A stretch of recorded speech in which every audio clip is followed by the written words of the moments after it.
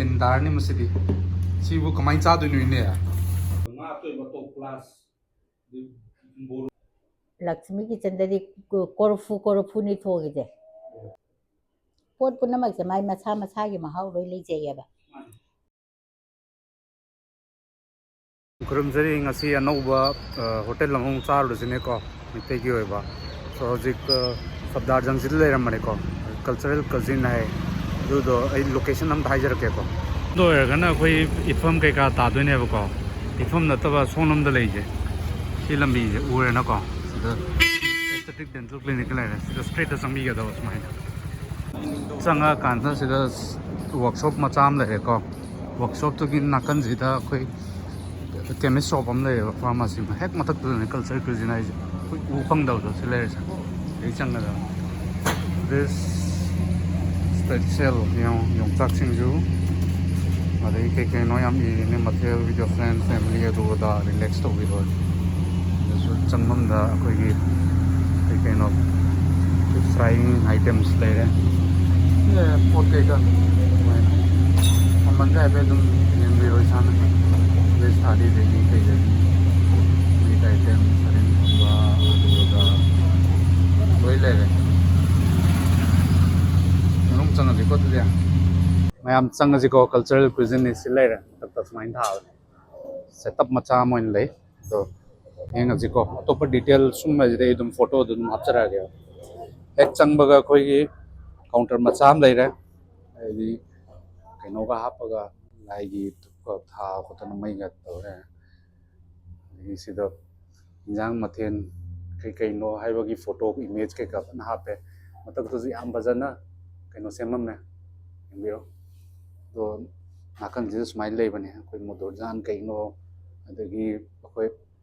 nga taung thum kari no si me am je lu ul singju sin na kari no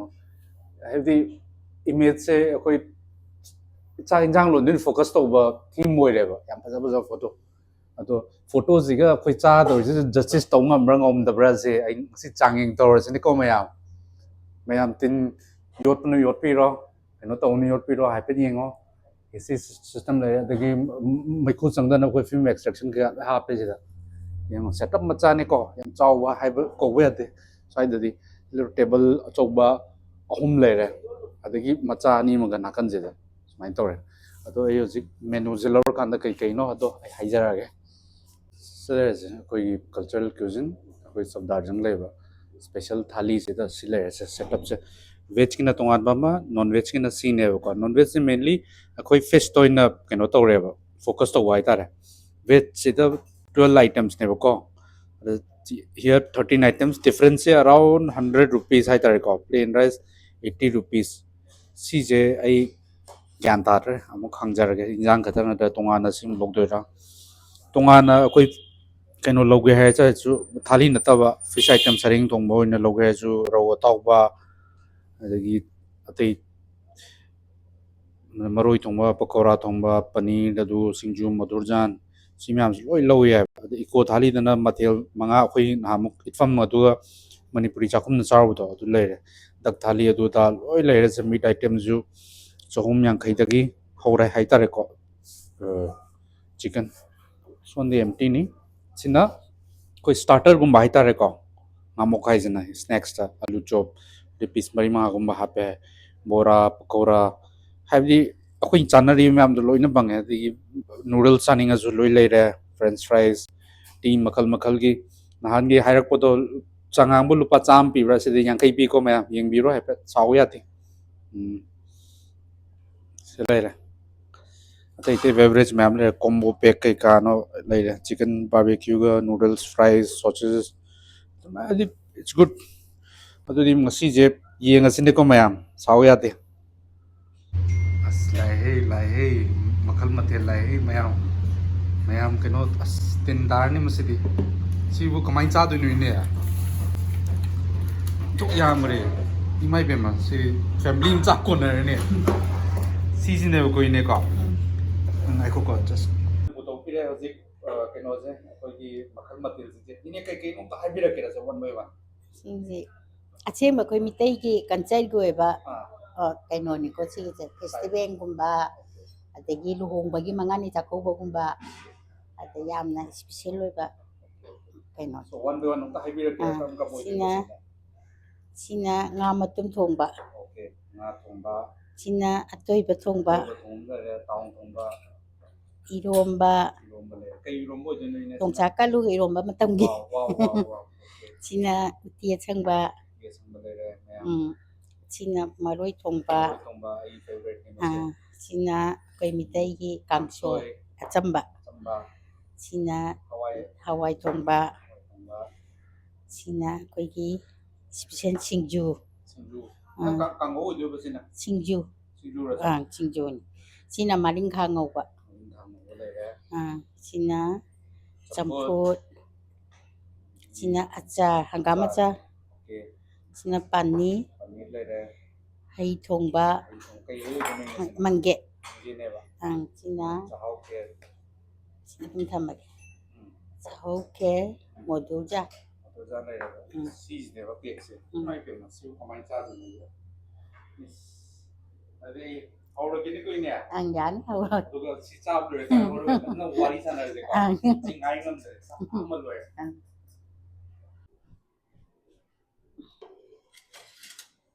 ꯑꯩ ꯈꯪꯉꯕ ꯀꯣꯟꯅꯔꯣꯏꯁꯦ ꯈꯨꯍꯥꯎ ꯁꯤ ꯄꯅꯤꯔꯒꯤ ꯈꯨꯍꯥꯎ ꯁꯤ ꯈꯨꯍꯥꯎꯗ ꯑꯃꯨꯛꯇꯪ ꯇꯧꯒꯦ ꯌꯦꯡꯉꯣ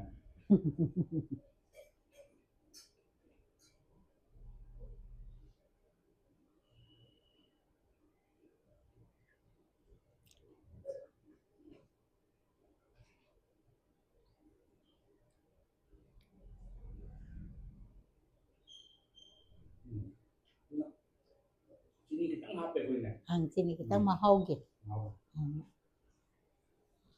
ꯃꯌꯥꯝꯁꯤꯅ ꯉꯁꯥꯏ ꯃꯤꯁ ꯇꯧꯔꯝꯗꯣꯏ ꯍꯥꯏꯔꯒꯀꯣ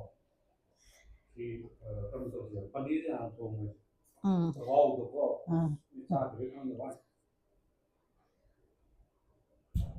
ꯃꯌꯥꯝꯒꯤ ꯄꯅꯤꯔꯗꯨ ꯅꯠꯇ꯭ꯔꯦꯕ ꯄꯤꯌꯣꯔ ꯃꯅꯤꯄꯨꯔ ꯈꯨꯊꯣꯡꯗꯣ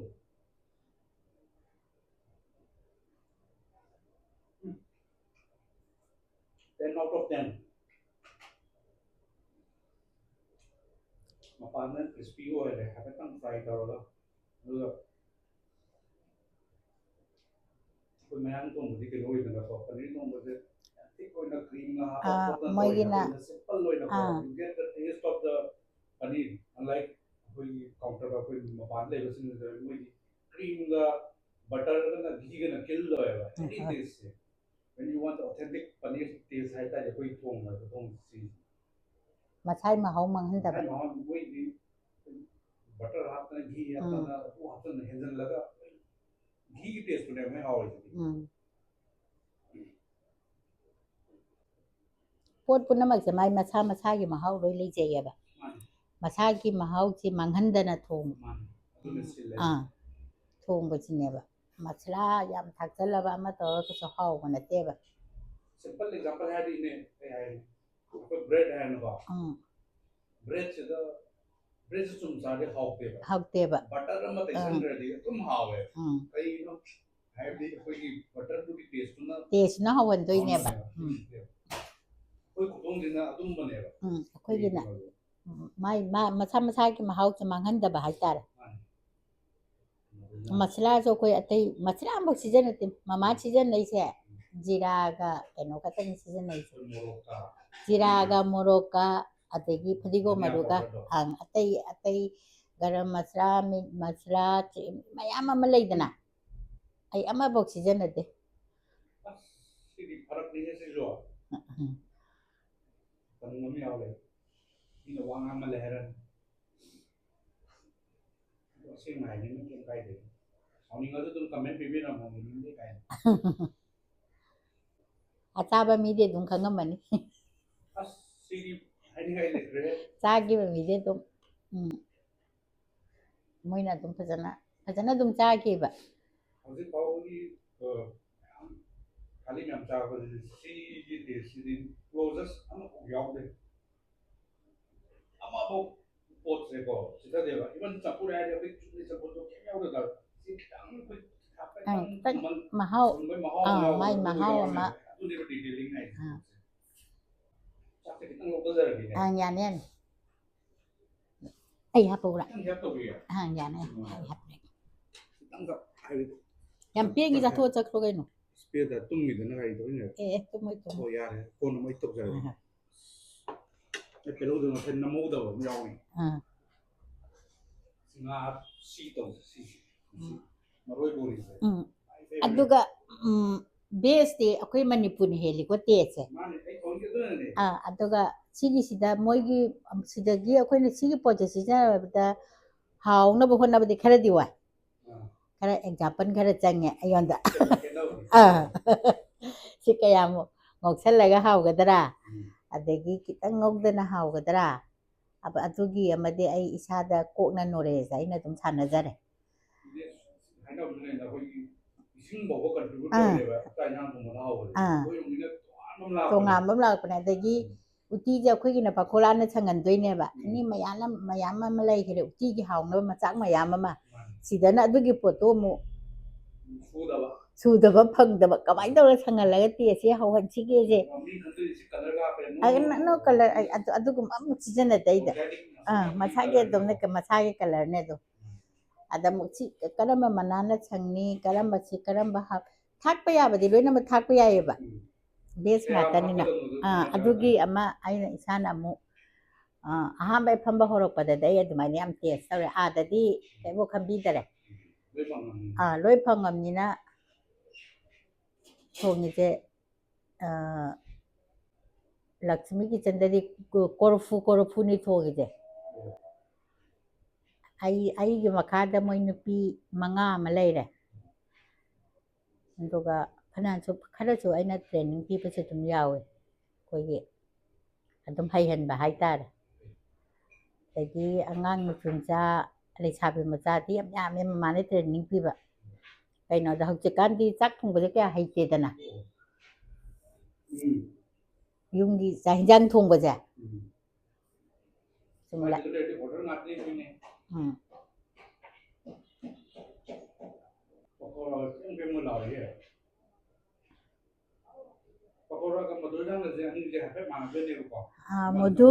मोदुसिना इचम चंबा माना कैमा हौबा कांदा कैमा हापोएबा युबी मकुकुंबा खरदी अखोइना हावनबा मागी अनिगीगुंबा खरा हापनी अदुगा मोदुजांदना मु सोदागी सरुक सिजनदे बेकिंग सोदागुंबा अदुगा ममादी सोदा जका सिजनदे सिजनदे हाइबदी मागी पोटकी महाउसे थैहल्लेबा सोदा हापसिना अदुना आई ममा हापना घीगुंबा हापगा सोदा ना पुक सोकपगी सुनतबा पोटकी महाउसे चेंज तवेबा कोई पकोड़ा हायरगा पकोड़ा चाबदो ओइनंबा म यावीदना अदुगा ओइनंबगुंबगी केनोसे सोदा हापगना खितंग हंधैयबा अदुना ममा अखोइना खरा बोरो बोरो केलिसिने मोइना सोदा हापचंबैनेबा माने बोरो बोरो केलिसिने सोदा हापिनेबा अदा अखोइना मनुदे अदुगा सोदा हापमने जना मुखलाबनिना मनुंगी पार्टसे मुनबा ngमोयबा अखोइना उसोपदगा चाबदा मागी मथकी लयारगा दंग लौथो चारगा मनुंगी थंबा यारिदो याम थुना थादगिबनिना अतवा ममाना हौना मु अतोपा पातमदा बोरागी शेप सेमनेबा आइना हापदा नुंगाइनबगी चा एक मतुम तारसु गोंग ओनबा खोपा नुंगाइतेदना फजनबगी शेप अमा सेमनी अतुगा अतोपा थाव अमदा मु डिप तौबा हाइतारे मै लैथरगा मनुंगदे फजना मुलहल्लेबा मनुंग मुलंददी मागी बेसोनगी मनमसे हिंगाई मनमसे नम्मगा लेगल्लेबा हौतेबा आई ममादी मंगन गोने सिजने चनागी बेसनसिना अचापोर होबोगुंबदा अदुगुंबदा सिजने अदुगा पकोड़ागुंबददी चनागी बेसनसे हौते कनामना चना बेसनसे पामनाबसि यावे दुम आइगी ओइनादी केनोना हावेना मंगन खेले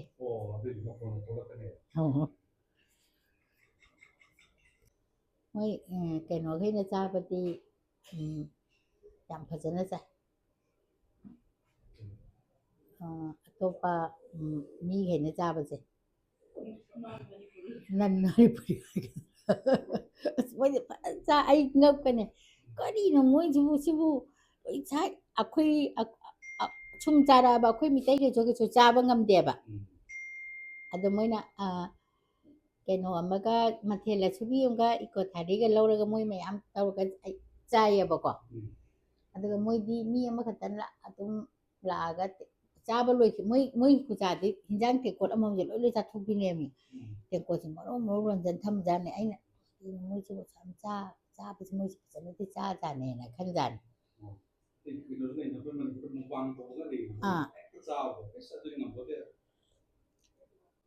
ꯑꯩꯈꯣꯏꯁꯨ ꯉꯛꯅ ꯑꯩꯁꯨ ꯏꯊꯥ ꯏꯊꯥꯗ ꯉꯛꯅ ꯊꯣꯛꯆꯕ ꯑꯃ ꯂꯩꯗꯅ ꯑꯩꯈꯣꯏꯁꯨ ꯉꯝꯗꯦꯕ ꯈꯔ ꯑꯩꯈꯣꯏꯅ ꯈꯔ ꯑꯄꯥꯝꯕ ꯍꯤꯟꯖꯥꯡ ꯈꯔ ꯆꯥꯔꯒ ꯑꯗꯨꯝ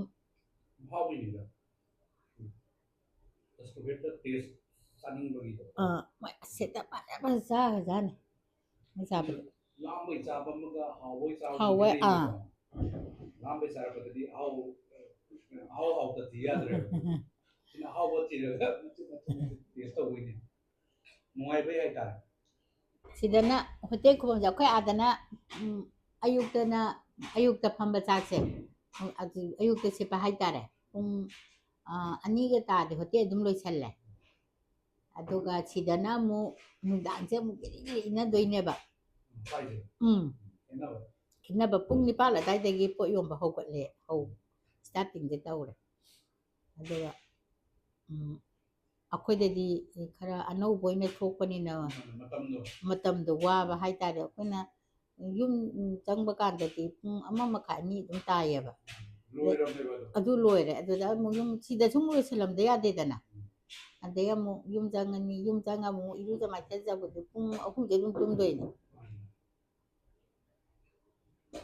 ꯌꯥꯝ ꯉꯟꯅ ꯇꯨꯝꯃꯦ ꯀꯥꯏꯗꯦ ꯄꯨꯡ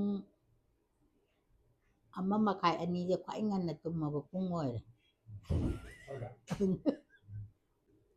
ꯑꯗꯩ ꯑꯩꯈꯣꯏꯗꯅ ꯑꯗꯨ ꯉꯟꯅ ꯇꯨꯝꯃꯁꯨ ꯑꯗꯨꯝ ꯇꯨꯝꯕ ꯌꯥꯗꯦꯕ ꯁꯔꯥꯎꯟꯗꯤꯡ ꯂꯩꯃꯤꯟꯅꯕ ꯃꯌꯥꯝꯁꯦ ꯑꯁꯤ ꯑꯃꯅ ꯑꯃꯨꯛ ꯄ꯭ꯔꯦꯁꯔ ꯀꯨꯀꯔ ꯑꯃꯨꯛ ꯀꯥꯝꯈꯠꯂꯛꯀꯅꯤ ꯆꯥꯛ ꯂꯣꯏꯅꯃꯛ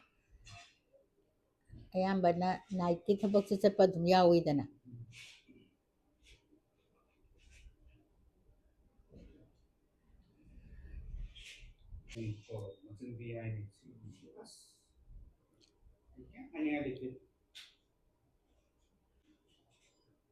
ꯃꯌꯥꯝ ꯅꯁꯥ ꯂꯥꯛꯄꯤꯔ ꯑꯗꯨꯝ ꯆꯥꯕꯤꯔꯣꯀꯣ ꯑꯩ ꯀꯩꯝ ꯍꯥꯏꯔꯣꯏ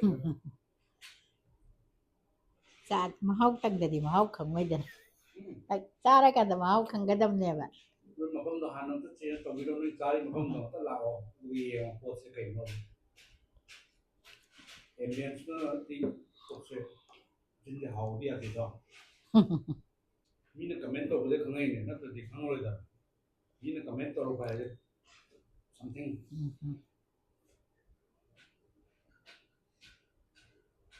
ꯑꯩꯗꯤ ꯌꯥꯔꯦꯕ ꯂꯣꯏꯔꯦ ꯕꯤꯐꯣꯔ ꯑꯦꯟ ꯑꯥꯐꯇꯔ ꯌꯦꯡꯕꯤꯔꯣ ꯃꯌꯥꯝ ꯂꯣꯏ ꯆꯥꯕ ꯉꯝꯗꯦ ꯍꯥꯎꯕꯗꯀꯣ ꯍꯥꯎꯕꯁꯦ ꯂꯣꯏ ꯃꯥꯟꯅꯔꯦ ꯉꯥ ꯑꯇꯣꯏꯕ ꯇꯣꯞ ꯀ꯭ꯂꯥꯁ ꯕꯣꯔꯣꯏ ꯀꯔꯤꯕ ꯕꯣꯔꯤꯒ ꯃꯔꯣꯏ ꯊꯣꯡꯕ ꯇꯣꯞ ꯄꯅꯤꯔ ꯇꯣꯞ ꯑꯣꯐ ꯗ ꯇꯣꯞ ꯑꯗꯒꯤ ꯑꯩꯈꯣꯏꯒꯤ ꯃꯣꯗꯣꯔꯖꯥꯟ ꯑꯁ ꯏꯃꯥꯏ ꯀꯨꯏꯔꯦ ꯆꯥꯗꯕ ꯁꯤꯁꯤ ꯃꯩ ꯀꯣꯐꯥꯏꯌꯔꯅꯦ ꯑꯗꯒꯤ ꯁꯤꯡꯖꯨꯗꯨꯃꯗꯤ ꯍꯥꯏꯕ ꯀꯥꯟꯅꯗ꯭ꯔꯦꯀꯣ ꯑꯗꯨꯝ ꯈꯪꯉꯝꯃꯅꯤ ꯑꯗꯒꯤ ꯁꯤꯁꯨ ꯄꯨꯔꯥ ꯇꯦꯡꯍꯥꯏ ꯂꯩ ꯀꯩꯅꯣꯗꯣ ꯆꯝꯐꯨꯠꯇꯣ ꯑꯗꯒꯤ ꯁꯤꯗꯤ ꯈꯤꯇꯪꯀꯣ ꯀꯥꯡꯁꯣꯏꯁꯤꯗꯤ ꯍꯥꯎꯋꯦ ꯑꯗꯨ ꯑꯣꯏꯇꯥꯔꯁꯨ ꯑꯍꯥꯎ ꯃꯌꯥꯝꯒꯤ ꯃꯔꯛꯇꯗꯤ ꯁꯤꯁꯦ ꯃꯃꯤꯡ ꯑꯣꯏꯅ ꯌꯥꯎꯕꯅꯤꯅꯀꯣ ꯑꯩꯅ ꯈꯤꯇꯪ ꯀꯩꯅꯣ ꯇꯧꯕꯤꯔꯦ ꯊꯥꯔꯦ ꯉꯁꯤ ꯄꯣꯠꯇꯣ ꯆꯟꯕꯅꯤ ꯑꯗꯒꯤ ꯀꯩꯅꯣꯁꯨ ꯍꯥꯎꯔꯦ ꯀꯔꯤ ꯀꯔꯤ ꯄꯤꯀꯜꯁꯤꯁꯨ ꯀꯣ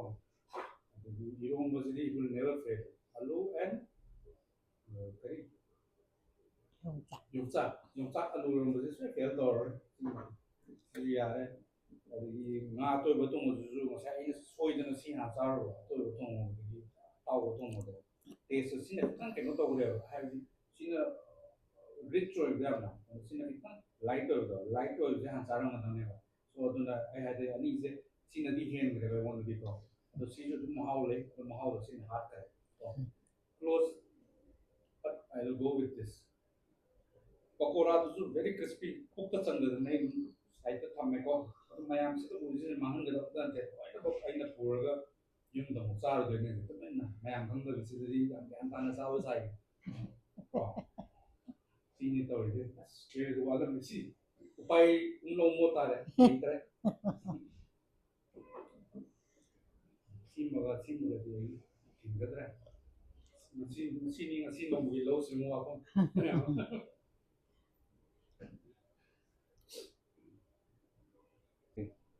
ꯁꯣ ꯃꯌꯥꯝ ꯉꯁꯤ ꯑꯩꯈꯣꯏ ꯀꯜꯆꯔꯦꯜ ꯀꯨꯏꯖꯤꯟ ꯑꯩꯈꯣꯏ ꯁꯕꯗꯥꯔꯖꯪ ꯑꯦꯔꯤꯌꯥꯁꯤꯗ ꯂꯥꯛꯑꯦ ꯅꯍꯥꯟ ꯚꯤꯗꯤꯑꯣ ꯑꯃ ꯑꯩꯅ ꯍꯥꯞꯀꯠꯂꯨꯕꯗꯨꯗ ꯃꯌꯥꯝ ꯃꯈꯥꯗ ꯀꯃꯦꯟ ꯑꯃ ꯇꯧꯔꯦ ꯀꯜꯆꯔꯦꯜ ꯀꯨꯏꯖꯤꯟ ꯇ꯭ꯔꯥꯏ ꯇꯧꯕꯤꯔꯁꯨꯅ ꯑꯩꯅ ꯈꯟꯕꯗꯗꯤ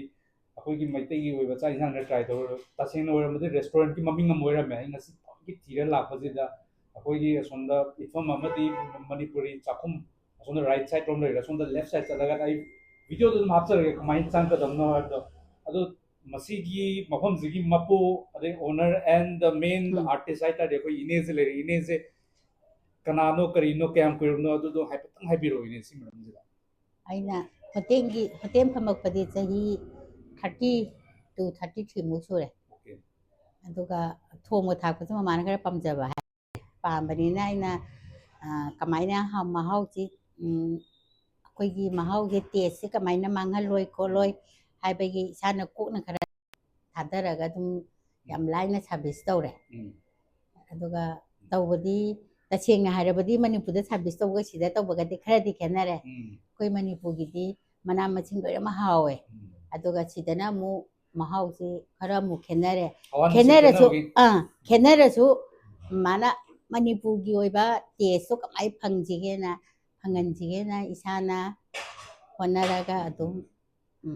ꯍꯥꯎꯍꯜꯂꯦ ꯍꯥꯏꯇꯥꯔꯦ ꯄ꯭ꯂꯦꯠꯇ ꯑꯗꯨꯝ ꯑꯩꯈꯣꯏ ꯑꯗꯨꯝ ꯈꯪꯉꯦ ꯅꯪꯁꯨ ꯑꯗꯨꯝ ꯈꯪꯉꯝꯃꯅꯤ ꯑꯣꯏꯔꯦ 10 out of 10 all the item ꯅꯠꯇ꯭ꯔꯦ ꯑꯩ ꯍꯧꯖꯤꯛꯐꯥꯎ ꯆꯥꯔꯨꯕ ꯑꯦꯅꯤ ꯀꯩ ꯑꯣꯏꯒꯦꯔꯦ ꯆꯥꯛꯂꯨꯞ ꯑꯣꯏꯒꯦꯔꯥ ꯊꯥꯂꯤ ꯑꯣꯏꯒꯦꯔꯥ ꯑꯦꯅꯤꯋꯦꯔ ꯍꯥꯟꯅꯗꯩꯁꯨ ꯂꯩꯔꯝꯃꯤꯀꯣ ꯃꯌꯥꯝ ꯆꯥꯔꯨꯕꯗꯒꯤ ꯆꯍꯤ 10-15 ꯁ꯭ꯋꯥꯏꯗ ꯁꯨꯝ ꯆꯥꯔꯛꯄꯁꯤꯗꯤ ꯁꯤꯐꯥꯎꯇꯤ ꯌꯧꯕ ꯅꯣꯠ ꯏꯚꯟ ꯀ꯭ꯂꯣꯖ ꯍꯥꯏꯇꯥꯔꯦ ꯀꯣꯝꯄꯤꯇꯤꯁꯟꯗꯤ ꯂꯩꯇ꯭ꯔꯦ ꯑꯩ ꯍꯧꯖꯤꯛ ꯃꯌꯥꯝ ꯊꯥꯒꯠꯄꯩ ꯋꯥ ꯅꯠꯇꯦꯀꯣ ꯇꯁꯦꯡꯅꯅꯤ ꯆꯥꯒꯦ ꯍꯥꯏꯇꯥꯔꯦ ꯏꯅꯦꯒꯤ ꯈꯨꯠꯁꯤꯒꯤ ꯃꯍꯥꯎꯁꯦ ꯇꯪꯉꯨ ꯂꯥꯛꯑꯣ ꯀꯜꯆꯔꯦꯜ ꯀꯨꯏꯖꯤꯟ ꯁꯤꯗ ꯂꯥꯛꯄꯤꯌꯨ ꯁꯤꯗ ꯇ꯭ꯔꯥꯏ ꯇꯧꯕꯤꯌꯨ nothing paid okay this is myself ꯀꯩ ꯍꯥꯏꯇꯥꯔꯦ ꯔꯤꯚ꯭ꯌू ꯑꯦꯟ ꯑꯩꯈꯣꯏꯒꯤ ꯄꯩꯁꯥ ꯁ꯭ꯄꯦꯟ ꯇꯧꯕꯗꯣ it will be worth the money of what you spend ꯁꯤ ꯑꯃꯨꯛ ꯍꯥꯎꯕꯅꯦ ꯑꯩꯅ ꯚꯤꯗꯤꯑꯣꯗꯣ ꯉꯁꯥꯏ ꯃꯔꯛ ꯇꯠꯄ ꯑꯃ ꯌꯥꯎꯈ꯭ರೆ ꯕꯠ ꯃꯊꯦꯜ 19 ꯇꯧꯕꯗꯣ ꯂꯣꯏꯅꯃꯛ ꯇꯣꯞ ꯀ꯭ꯂꯥꯁ ꯁꯣ ꯌꯨ ꯀꯦꯟ ꯀꯝ ꯑꯦꯅꯤ ꯇꯥꯏꯝ ꯑꯗꯨꯝ ꯑꯣꯄꯟ ꯄꯨꯡ ꯀꯌꯥꯗꯒꯤ ꯀꯌꯥ ꯑꯣꯏꯗꯣꯏꯅꯣ ꯏꯅꯦ ꯁꯤꯗꯗꯤ ꯄꯨꯡ ꯃꯃꯥꯅ ꯄꯨꯡ 12ꯗꯒꯤ ꯍꯥꯡꯉꯦ ꯄꯨꯡ 12ꯗꯩꯅ 10:30 11 ꯐꯥꯎꯒꯤ ꯃꯅꯨꯡꯗ ꯑꯩ ꯊꯣꯡ ꯂꯣꯟꯁꯤꯜꯂꯦ ꯑꯗꯣ ꯆꯥꯅꯤꯡꯉꯦ ꯍꯥꯏꯇꯥꯔꯗꯤ ꯑꯩꯈꯣꯏ ꯁꯤ ꯂꯥꯛꯑꯒ ꯑꯗꯨꯝ ꯆꯥꯗꯣꯏꯅ ꯖꯣꯃꯦꯇꯣ ꯁ꯭ꯋꯤꯒꯤ ꯑꯗꯨꯝꯕꯗꯗꯤ ꯁꯔꯚꯤꯁꯇꯤ ꯍꯧꯗ꯭ꯔꯤ ꯀꯨꯏꯅ ꯍꯧꯗ꯭ꯔꯤ ꯑꯩ ꯖꯒꯥꯁꯦ ꯈꯤꯇꯪ ꯄꯦꯛꯀꯤꯡ ꯇꯧꯐꯝꯗꯣ ꯈꯤꯇꯪ ꯄꯤꯛꯄ ꯍꯥꯏꯇꯥꯔꯦ ꯑꯗꯣ ꯍꯧꯔꯛꯑꯅꯤ ꯅꯦꯛꯁ ꯑꯥꯏꯇꯦꯝ ꯃꯊꯪ ꯍꯥꯞꯀꯠꯂꯛꯄ ꯍꯥꯏꯇꯥꯔꯦ ꯃꯌꯥꯝꯁꯨ ꯂꯥꯛꯄ ꯖꯒꯥꯗꯤ ꯁꯨꯝ ꯑꯦꯛꯁꯄꯦꯟ ꯇꯧꯕꯁꯨ ꯂꯩꯒꯗ꯭ꯔꯥ ꯋꯥꯈꯟꯗꯗꯤ ꯑꯗꯨꯃꯥꯏꯅ ꯈꯜꯂꯦ ꯈꯤꯇꯪ ꯑꯩꯈꯣꯏ ꯃꯤꯇꯩꯒꯤ ꯀꯜꯆꯔꯒꯤ ꯑꯣꯏꯕꯁꯦ ꯑꯩ ꯈꯤꯇꯪ ꯚꯥꯁ ꯑꯣꯏꯅ ꯈꯤꯇꯪ ꯀꯩꯅꯣ ꯇꯧꯔꯝꯒꯦꯗꯤ ꯈꯜꯂꯦꯕꯀꯣ ꯇꯦꯁꯇꯣ ꯁꯤ ꯇꯧꯋꯤꯁꯦ ꯑꯗꯣ ꯃꯁꯂꯥ ꯅꯨꯡꯁꯥ ꯃꯃꯥ ꯀꯌꯥꯝ ꯀꯥ ꯍꯦꯟꯅ ꯁꯤꯖꯤꯟꯅꯗꯕꯅꯤꯀꯣ ꯑꯇꯩ ꯑꯃꯐꯥꯎ ꯁꯤꯖꯤꯟꯅꯗꯦ ꯀꯩꯕ ꯑꯗꯨꯗꯤ ꯁꯤꯖꯤꯟꯅꯗ꯭ꯔꯦ ꯑꯗꯨꯒ ꯊꯥꯎ ꯀꯩꯁꯨ ꯑꯗꯨꯝ ꯌꯥꯝꯅ ꯍꯦꯚꯤ ꯑꯣꯏꯅ ꯁꯤꯖꯤꯟꯅꯗꯦ ꯅꯨꯡꯉꯥꯏꯔꯣꯏꯗꯕ ꯄꯨꯔꯥ ꯑꯗꯨꯗꯗꯤ ꯑꯩ ꯀꯩꯕ ꯅꯪꯅ ꯆꯥꯕꯗꯁꯨ ꯈꯪꯉꯝꯃꯅꯤ ꯁꯤꯗꯤ ꯅꯝꯊꯥꯛ ꯅꯠꯇꯦꯀꯣ ꯑꯗꯣ ꯍꯧꯖꯤꯛ ꯂꯥꯛꯏꯕ ꯀ꯭ꯔꯥꯎꯗꯁꯤꯡꯁꯦ ꯑꯩꯈꯣꯏꯒꯤ ꯃꯅꯤꯄꯨꯔꯒꯤꯅ ꯑꯅꯝꯕꯔ ꯅꯠꯇ꯭ꯔꯒ ꯌꯪꯁꯇꯔꯁꯤꯡꯁꯨ ꯂꯥꯛꯄ ꯑꯣꯏꯕ꯭ꯔꯥ ꯍꯥꯏꯗꯤ ꯌꯪꯁꯇꯔꯁ ꯍꯥꯏꯇꯥꯔꯦ ꯂꯩꯗꯅꯀꯣ ꯂꯣꯏ ꯑꯇꯣꯞꯄꯗꯤ ꯂꯣꯏ ꯁꯨꯔꯦ ꯑꯉꯥꯡꯁꯨ ꯅꯨꯄꯤꯁꯨ ꯑꯍꯟꯁꯨ ꯑꯌꯥꯝꯕꯗꯤ ꯂꯣꯏꯅꯃꯛ ꯅꯟ ꯃꯅꯤꯄꯨꯔꯤ ꯈꯪꯗꯦ ꯑꯃ ꯈꯪꯗꯦ ꯂꯣꯏꯅꯃꯛ ꯇꯦꯁ ꯇꯧꯔꯦ ꯁꯤꯗ ꯃꯣꯏꯅ ꯍꯥꯎꯋꯦ ꯍꯥꯎꯋꯦꯁꯨ ꯂꯣꯏ ꯍꯥꯏꯔꯝꯃꯤ ꯑꯗꯨꯒ ꯃꯈꯥ ꯇꯥꯕ ꯆꯥꯎꯊꯣꯛꯄꯩꯁꯨ ꯋꯥꯈꯜ ꯂꯩꯔꯤꯕꯀꯣ ꯋꯥꯈꯜ ꯆꯥꯎꯊꯣꯛꯇꯥꯔꯗꯤ ꯏꯅꯦꯒꯤꯁꯨ ꯏꯇꯣꯝꯗꯗꯤ ꯈꯨꯠꯇꯣ ꯗꯨꯔꯒꯥꯗꯧꯅ ꯈꯨꯠ 10 ꯑꯗꯨꯝ ꯄꯥꯝꯕꯗꯤ ꯅꯠꯇꯕꯅꯤꯅ ꯉꯝꯗ꯭ꯔꯁꯨ ꯑꯩꯗꯣ ꯁꯤꯗꯁꯨ ꯑꯩꯈꯣꯏꯒꯤ ꯃꯤꯇꯩꯒꯤ ꯃꯤ ꯌꯥꯝ ꯂꯩꯗꯅ ꯁꯨꯝ ꯃꯤꯇꯩ ꯅꯨꯄꯤꯃꯆꯥ ꯀꯔꯤ ꯀꯔꯥ ꯑꯗꯨꯝ ꯂꯩꯔꯤꯕꯁꯤꯡꯁꯦ ꯃꯃꯥꯅ ꯇ꯭ꯔꯦꯅꯤꯡꯒꯨꯝꯕ ꯄꯤꯔꯒ ꯒꯥꯏꯗ ꯇꯧꯔꯒ ꯃꯣꯏꯒꯤ ꯑꯣꯏꯕ ꯃꯁꯥꯒꯤꯗ ꯑꯗꯨꯃꯥꯏꯅ ꯀꯦꯗꯤ ꯈꯜꯂꯦꯕꯀꯣ ꯑꯗꯨ ꯈꯤꯇꯪ ꯅꯧꯔꯤꯕꯅꯤꯅ ꯑꯩꯉꯣꯟꯗ ꯈꯤꯇꯪ ꯖꯨꯟꯗ ꯍꯧꯋꯦ ꯍꯥꯏ ꯖꯨꯟꯒꯤ ꯂꯥꯁ ꯋꯤꯛ ꯑꯗꯥꯏꯗ ꯑꯩꯅ ꯍꯧꯕꯅꯤ ꯆꯍꯤ ꯐꯥꯗ꯭ꯔꯤ ꯑꯗꯨꯝ ꯃꯌꯥꯝ ꯑꯗꯨꯝ ꯂꯥꯛꯄꯤꯕ ꯌꯥꯅꯤ ꯁꯣ hajik akoi lupa ama spend do dum it will be like 100 rupees okay so adum lapiyo akoi mapa lupa chama chatruk KFC sar lupa chatruk chatre ni tingdoi je thangei hojik chakluk to ai di no ni busa ko na ne gi to gi to mi ma gi so it's worth mapan da koi mangan de shop de koi gi ina ki chani ngal dum la dum sabi ro how was dum phangirani and don't worry about the kehta re taste ki kem wabi ro no se ine na dum bhanda ba to ꯑꯗꯒꯤꯗꯤ ꯃꯃꯥꯁꯨ ꯅꯪ ꯑꯃꯨꯛ ꯊꯥꯒꯠꯂꯤꯑꯕ ꯊꯥꯒꯠꯂꯤ ꯍꯥꯏꯕꯗꯤ ꯁꯨꯃꯥꯏꯅ ꯑꯩꯈꯣꯏꯅ ꯃꯅꯤꯄꯨꯔ ꯋꯥꯡ ꯂꯥꯜꯂꯒ ꯂꯥꯛꯄꯁꯦ ꯑꯇꯣꯞꯄ ꯁꯝꯅ ꯍꯥꯏꯔꯕꯗ ꯖꯥꯇꯤꯒꯤꯗꯤ ꯂꯣꯏꯅꯃꯛ ꯃꯥꯟꯅꯩꯑꯕ close ꯑꯣꯏꯅ ꯂꯩꯌꯦꯕ ꯌꯨꯅꯤꯠ ꯑꯃ ꯂꯩꯌꯦꯕꯀꯣ ꯃꯃꯥꯅ ꯁꯨꯝ ꯌꯦꯡꯕꯗ ꯑꯩꯈꯣꯏ ꯈꯤꯇꯪ ꯀꯩꯅꯣ ꯇꯧꯕꯒꯨꯝꯕ ꯃꯥꯜꯂꯦ ꯑꯗꯨꯕꯨ ꯅꯪꯅ ꯊꯤꯗꯅ ꯈꯣꯠꯇꯅ ꯁꯨꯃꯥꯏꯅ ꯃꯃꯥꯒꯤ ꯃꯇꯦꯡ ꯄꯥꯡꯂꯛꯏꯁꯦ ꯑꯩꯅ ꯌꯥꯝ ꯊꯥꯒꯠꯂꯦ ꯅꯨꯡꯉꯥꯏꯕꯁꯨ ꯄꯣꯛꯑꯦ ꯀꯩ ꯂꯥꯞꯅ ꯊꯦꯡꯅꯕ ꯃꯐꯝꯗꯗꯤ ꯅꯨꯡꯉꯥꯏꯗꯅ ꯑꯩꯈꯣꯏ ꯉꯥꯛ ꯊꯦꯡꯅꯕꯁꯦ ꯑꯗꯣ ꯑꯩ ꯈꯔ ꯃꯃꯥꯁꯨ ꯅꯨꯡꯉꯥꯏꯌꯦ ꯃꯌꯥꯝꯁꯨ ꯈꯪꯕꯁꯨ ꯌꯥꯝ ꯈꯪꯉꯤꯈꯩ ꯍꯦꯟꯅ ꯑꯩꯈꯣꯏꯁꯦ ꯆꯥꯎꯈꯠꯅꯕ ꯇꯧꯁꯤ actual taste ꯍꯥꯏꯁꯦ ꯁꯤꯁꯤꯅꯦ ꯍꯥꯏꯕꯁꯦ ꯃꯅꯤꯄꯨꯔꯤꯁꯦ ꯈꯪꯍꯟꯕ ꯑꯣꯏꯁꯦꯕꯀꯣ ꯃꯌꯥꯝ ꯑꯃ ꯂꯩꯔꯤ they are doing good but if you have to take an example ꯑꯃ ꯑꯣꯏꯅ ꯍꯥꯏꯇꯥꯔꯦ I think cultural cuisinesꯤꯅ ꯑꯩꯈꯣꯏꯒꯤꯗꯤ ꯃꯅꯤꯄꯨꯔꯒꯤ example ꯍꯥꯏꯗꯤ ꯁꯤꯁꯤꯅꯦ ꯑꯩ ꯍꯧꯖꯤꯛꯐꯥꯎ ꯊꯦꯡꯅꯔꯛꯄꯩꯅꯤꯀꯣ ꯃꯌꯥꯝꯒꯤ opinion vary ꯇꯧꯕ ꯌꯥꯏ ꯑꯗꯒꯤ ꯑꯗꯣ ꯑꯇꯩꯁꯨ ꯌꯦꯡꯖꯈꯤꯒꯦ ꯃꯔꯛꯇꯨ ꯇꯝꯅꯤꯡꯕ ꯃꯤ ꯂꯥꯛꯑꯁꯨꯕꯀꯣ ꯃꯃꯥ ꯑꯗꯨꯝ ꯐ꯭ꯔꯤꯗ ꯂꯣꯏ ꯇꯥꯛꯄꯤꯔꯝꯒꯅꯦꯕ ꯁꯤꯒꯤ ꯇꯦꯁꯁꯤꯐꯥꯎꯗꯤ ꯅꯪ ꯁꯤꯐꯥꯎꯗ ꯃꯃꯥꯅ ꯁꯤꯐꯥꯎꯗꯤ ꯍꯧꯍꯜꯂꯨ ꯁꯤꯐꯥꯎꯗꯤ ꯁꯤ ꯇꯧ ꯑꯣ ꯈꯦꯠꯅꯩꯀꯣ ꯃꯇꯧ ꯇꯝꯃꯒ ꯊꯣꯡꯕ ꯑꯃꯒ ꯄꯨꯔꯥ ꯀꯔꯝ ꯀꯥꯟꯗ ꯍꯥꯞꯀꯅꯤ ꯀꯌꯥꯝ ꯍꯥꯞꯀꯅꯤ ꯈꯤꯇꯪ ꯈꯛꯇꯅꯦꯕ ꯈꯦꯠꯅꯗꯣꯏꯁꯦ ꯄꯣꯠꯇꯤ ꯆꯞ ꯃꯥꯟꯅꯗꯣꯏꯅꯦꯕꯀꯣ ꯈꯤꯇꯪ ꯆꯦꯟꯖ ꯇꯧꯕꯗ ꯇꯦꯁ ꯑꯃ ꯇꯧꯔꯦꯕ ꯑꯗꯣ ꯑꯗꯨꯝ ꯂꯥꯛꯑ ꯃꯣꯏ ꯍꯩꯅꯤꯡꯕ ꯈꯣꯠꯅꯤꯡꯕ ꯁꯤꯗ ꯂꯩꯗꯅ ꯑꯉꯥꯡ ꯅꯨꯕꯤ ꯑꯗꯨꯗ ꯃꯤꯇꯩꯒꯤ ꯀꯜꯆꯔꯒꯤ ꯑꯣꯏꯕꯁꯤꯗ ꯈꯔ ꯏꯟꯇꯔꯦꯁ ꯂꯧꯕ ꯑꯉꯥꯡꯈꯩꯁꯦ ꯑꯩ ꯑꯗꯨꯝ ꯃꯣꯏꯗ ꯋꯦꯜꯀꯝ ꯑꯗꯨꯝ ꯇꯧꯅꯦꯕ ꯃꯈꯥꯗ ꯑꯗꯨꯝ ꯑꯦꯗ꯭ꯔꯦꯁ contact details ꯑꯗꯨꯝ ꯍꯥꯞꯆꯔꯒꯦꯀꯣ ꯂꯣꯀꯦꯁꯟ ꯀꯩꯀꯥ ꯚꯤꯗꯤꯑꯣꯗ ꯑꯗꯨꯝ ꯎꯠꯂꯅꯤ ꯀꯃꯥꯏꯅ ꯆꯪꯒꯗꯕꯗꯣ ꯃꯈꯥ ꯇꯥꯕꯗꯤ ꯏꯅꯦꯅ ꯑꯗꯨꯝ ꯍꯣꯠꯅꯕꯤꯔꯣ ꯑꯩ ꯑꯗꯨꯝ ꯀꯩꯅꯣ ꯇꯧꯕꯤꯒꯦꯕ ꯑꯗꯨꯅꯦ Thank you so much, ꯌꯥꯝ ꯅꯨꯡꯉꯥꯏꯖꯔꯦ